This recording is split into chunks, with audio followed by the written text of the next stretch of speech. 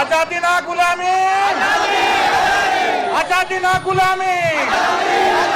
আরো পরিষ্কার করে বলতে চাই, আমি জামাত ইসলামের বিজয় চাই না, আমি চাই 18 কোটি মানুষের বিজয়। তোমরা দেশটাকে রকেট গতিতে সামনের দিকে এগিয়ে নিয়ে যাওয়া, আমরা পিছনের সিটে প্যাসেঞ্জার সিটে বসে তোমাদেরকে শক্তি যোগাবো ইনশাআল্লাহ। কোন গোষ্ঠী, কোন পরিবারের বিজয় অতীতে বাংলাদেশকে শান্তি দিতে পারে না, সম্মান এনে দিতে পারে নাই, যুবকদের হাতে কাজ তুলে দিতে পারে নাই। কোন দলের বিজয় চাই না, আমরা জনগণের বিজয় চাই।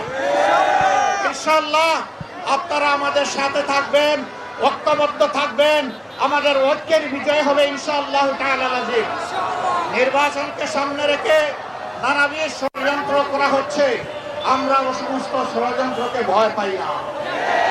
এই দেশের বীর সন্তানেরা গুলির সামনে খালি হাতে দাঁড়িয়ে প্রমাণ করে দিয়েছে, কোন সন্ত্রাস, কোন গুন্ডামিকে দেশের মানুষ পরোয়া করে না।